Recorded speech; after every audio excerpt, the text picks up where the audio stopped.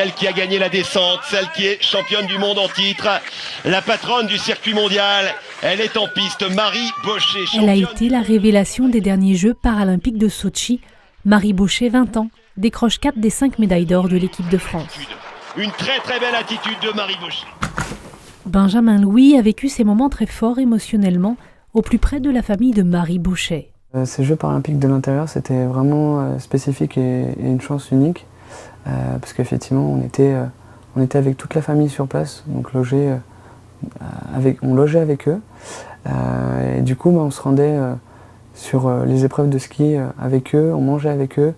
Donc c'est vrai qu'on vivait pleinement les Jeux paralympiques sur place. Si le jeune Royois a rapporté de Sotchi en Russie de nombreux souvenirs, ça c'est pareil, ça m'a beaucoup servi pour faire du bruit. Ce sont surtout des images qui restent gravées dans sa mémoire. C'est autre chose que derrière sa télé, en se disant que c'est sympa et c'est beau. Sur place, c'est prenant parce que là on était en groupe, donc c'était le groupe français en fait, chanter tous ensemble et partager ses émotions, c'est particulier. Les victoires des athlètes français font écho à son combat pour changer le regard sur le handicap. La maladie rare, l'anérédie, une absence d'iris qui l'empêche de filtrer la lumière dont il est atteint depuis sa naissance, l'a très souvent mise à l'écart, notamment dans sa pratique du football.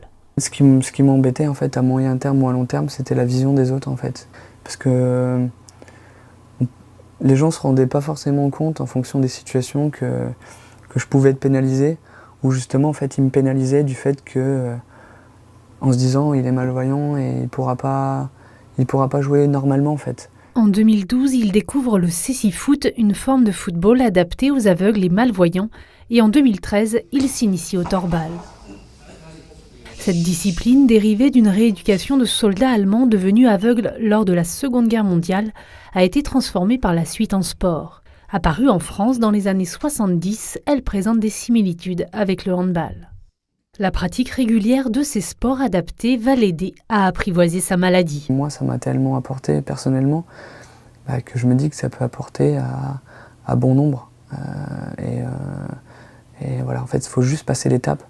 Et l'étape, c'est aussi accepter son handicap. Et effectivement, accepter son handicap par le sport, je pense que c'est une bonne porte d'entrée. Et pour faire partager son expérience, Benjamin lance en 2013 Cœur Handisport. C'est pour promouvoir le handisport. Promouvoir, donc c'est donner des infos, des actualités, des résultats. En fait, c'est donner de la visibilité en fait, au handisport, parce qu'effectivement, c'est très peu médiatisé. Et en fait, en situation de handicap, on se met beaucoup de barrières. En se disant que voilà, on n'a pas forcément la possibilité de faire des choses, ou on n'est pas au courant que ces choses existent. Et c'est vrai que moi, mon but, c'est de faire en sorte que, déjà donner de la visibilité à nos athlètes français, donc dans tous les domaines, dans tous les sports, mais aussi c'est donner le goût à des personnes en situation de handicap de pratiquer. Sur les réseaux sociaux, il va pouvoir diffuser ses photos prises à Sotchi avec les athlètes de la délégation française.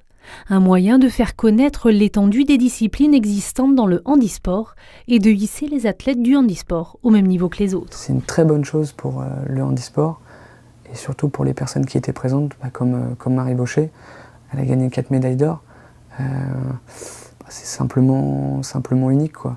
Elle fait mieux que Kili, qui avait gagné 3 médailles d'or sur une Olympiade. Donc pour moi, elle rentre dans l'histoire du sport français. Les Jeux de Sotchi ont confirmé l'impact médiatique des Jeux paralympiques depuis Londres, mais il reste encore beaucoup à faire. Ces Jeux de Sotchi n'ont totalisé en effet que 60 heures de retransmission télévisée, principalement sur France 4, contre 200 heures sur France 2 pour les Jeux olympiques. Le titre paralympique, le doublé pour Marie Bochet, la femme en or.